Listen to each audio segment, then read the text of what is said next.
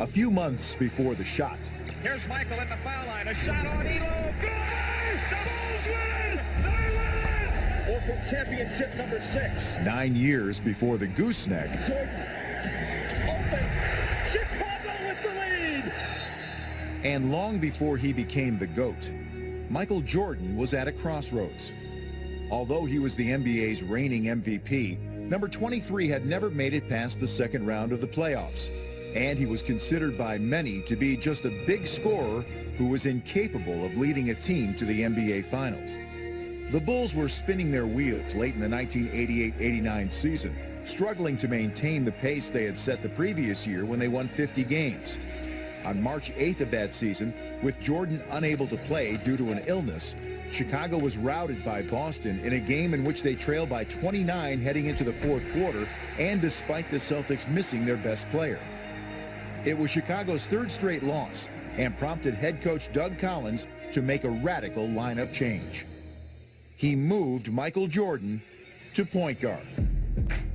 Sam Vincent had been struggling running the Bulls offense, and Collins wanted to shake things up by putting the ball in the hands of his best player.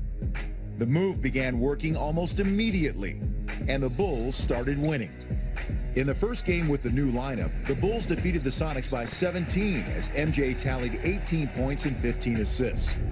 2 nights later, Chicago crushed Indiana 122-90.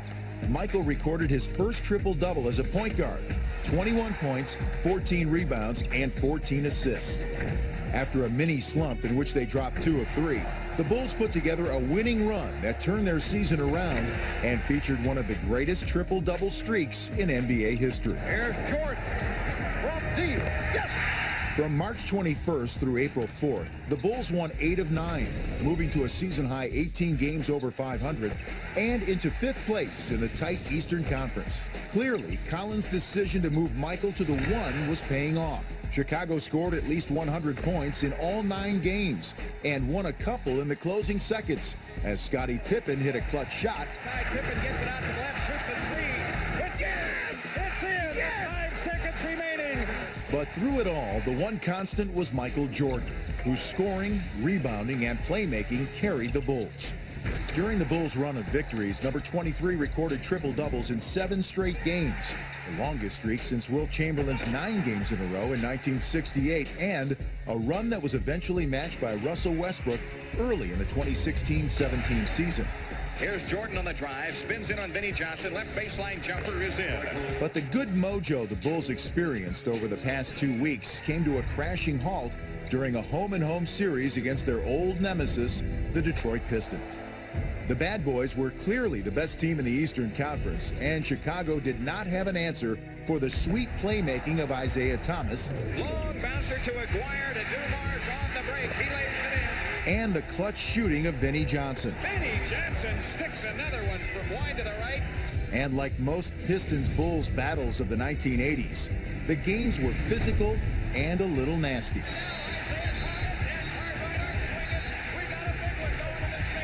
The Pistons won both games of the home-and-home and swept the season series from Chicago 6-0. The loss stung even more for Michael Jordan, who, despite scoring a total of 71 points in the 2 games against Detroit, saw his triple-double streak snapped. We have been on the verge of beating this team a few times, except for down the stretch. We make mental mistakes and errors, and they capitalize on it. But Michael's statistical drought didn't last long. The point guard bounced back from the Pistons series to record triple-doubles in his next 3 games, including a 47-point, 11-rebound, 13-assist masterpiece in Indiana. That gave him 10 triple-doubles over an 11-game span that encompassed 21 days. One of the most remarkable statistical runs in league history. He had 37 points, 10 rebounds, 10 assists, 3 steals. Yet the Bulls kept losing. They ended the season dropping 8 of their last 10, despite Jordan recording another triple-double on April 21st against the Bullets. He went for 34 points, 14 rebounds, 11 assists. All told, in the 24 games in which he played point guard, Jordan averaged 30.4 points, 9.2 rebounds, 10.7 assists, and registered 12 triple-doubles. Although the Bulls went a mere 13-11, it showed the league how he could dominate a game by doing more than just scoring. In the first round of the playoffs, the 6th-seeded Bulls stunned the 3rd-seeded Cavaliers in the deciding Game 5 thanks to one of the most indelible moments in playoff history. Here's Michael at the foul line. A shot on Elo. Good! The Bulls win! They win! The shot took Jordan to another level and left his opponents in awe.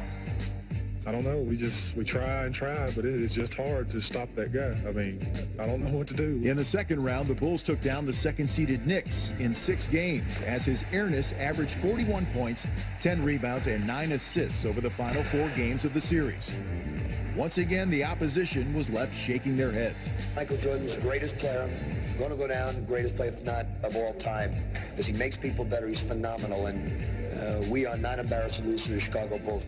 But in the Eastern Conference Finals, the Bulls' incredible playoff run was halted by who else? Detroit's Bad Boys. The series was a lot more competitive than it was during the regular season, as every game was decided by single digits. With 1 on the clock. Oh, heartbreaker for Chicago. Although the Bulls' season was over, number 23 showed that he was more than just a scorer. He was a willing passer, a clutch shooter, and the ultimate leader. We kind of stood in their way. We gave them a little competition. We gave them a little fight. I think we humbled them. I think we learned a lot. We gained a lot of experience by going against a team that may win it all. Jordan moved back to his natural shooting guard position the following season, where he'd play the remainder of his storied career. But you have to wonder what type of numbers he would have put up had he remained at the point. Perhaps Russell Westbrook will be chasing Michael Jordan's triple-double records, and not just those of Oscar Robertson.